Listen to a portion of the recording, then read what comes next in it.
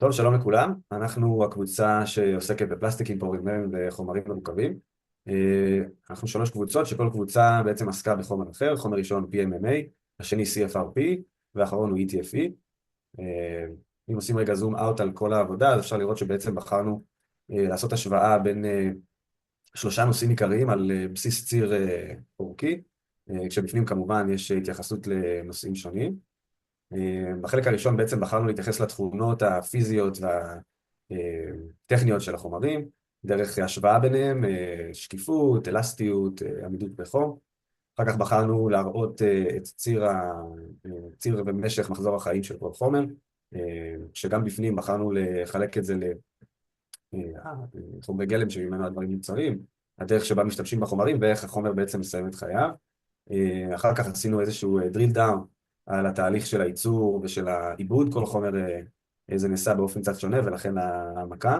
אחר כך בחרנו לבחון את המשך חיים, את היכולת של החומר בעצם לעבור שימוש מחדש או מחזור, כמה החומרים פוגעים בסביבה, כמה הם מזיקים לסביבה, איזושהי השוואה בין מחירים ובין בעצם הפליטה של פחמן דו-חמצני בתהליך של הייצור של החומרים. ולבסוף בחרנו להתייחס להתיישנות של כל חומר, בהתאם להרבה מאוד פרמטרים. כמו שאפשר לראות, יש פה בעצם התיישנות שנוגעת בחשיפה לקרינה, לחות וכן הלאה. אז בחלק השני של העבודה הסתכלנו בציר זמן היסטורי על קומפוזיטים באופן כללי, וגם הסתכלנו על כל משפחה ומשפחה בסקירה היסטורית קצרה, וגם בתוך הסקירה ההיסטורית גם עשינו ציר של פרויקטים שהשתמשו בחומרים האלה בצורה ברורה, ואז כל קבוצה בחרה פרויקט אחד שהתמקדה בו, ועשתה לו ניתוח קודם כל מבחינת אחוז השימוש בחומר באותו פרויקט, כמו למשל בקבוצה השלישית של ה-ITFE, שאנחנו בעצם רואים שכל המעטפת של הליינס ארינה היא עשויה מהחומר שאנחנו מדברים עליו, וזה מהווה 23% מכלל החומרים שהשתמשו בהם במבנה. אנחנו עשינו גם בעצם ניתוח טכנולוגי ואדריכלי איך הדבר הזה מורכב, גם בעזרת חתכים וגם בעזרת תמונות מהפרויקטים, וגם מצאנו עוד אינפורמציה שהיא רלוונטית, שגם הוספנו אותה. ובסוף, אחרי שעשינו את הסקירה על כל פרויקט ופרויקט, ביחס לחומר, עשינו critical review, שבאמת אנחנו דיברנו בעצם על השימוש בחומר, איך אנחנו רואים אם הוא נכון, לא נכון, איפה אפשר לשפר, וזה היה החלק השני של העבודה.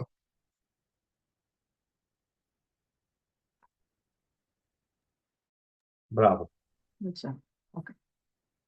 טוב, לגבי החלק השלישי של הטרנדים והשימוש העתידי, אז קודם כל אנחנו התחלנו את החלק הזה בניתוח של השימוש בכל חומר בנפרד במהלך השנים, ובאיזה כאילו תחום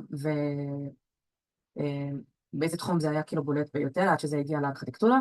ובחלק של ה-Future Prospects, אז לקחנו כמה מאמרים שהם לוקחים את כל חומר בנפרד ומתייחסים אליו ולשימוש העתידי כאילו בצורה מתוחכמת ויותר משקללת איתו בהמשך, בהדגש על הארכיטקטורה, ולקחנו כאילו כל קבוצה לקחה סצנריוז שהם רלוונטיים מעברה.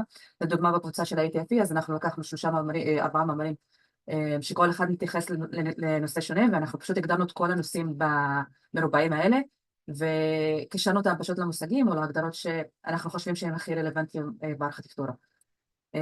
ואחר כך פשוט בסוף, אז חשבנו איך בעצם אפשר לשלב את 3 החומרים האלה שנתחנו במהלך הסמסטר ביחד, ואיך בניין שמשלב בין 3 החומרים האלה ומנצל את המאפיינים הטובים שלהם יכול לראות. ובסופו של דבר אנחנו הגענו כאילו לתוצאה הזו שאנחנו רואים בתמונות, ואנחנו מאמינים שניצול טוב של 3 החומרים ביחד יכול להביא מבנה שהוא משמש בצורה כאילו מאוד טובה מבחינת הסביבה, מבחינת טכנית ומבחינה אסתטית. וזהו בגדול, ובסוף יש לנו את המקורות של 3 החומרים. כללי, נקודה שחשובה לנו להבהיר, זה לגבי הקווים שמתחנו פה באזורים הלבנים של העבודה.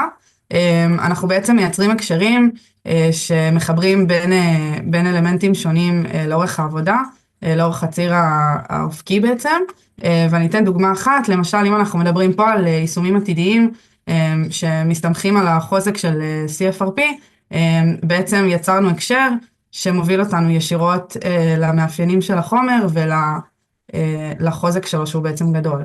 אז ניתן לראות את זה לאורך כל העבודה ולקפוץ ככה לאורך הציר האנכי. זהו, תודה רבה.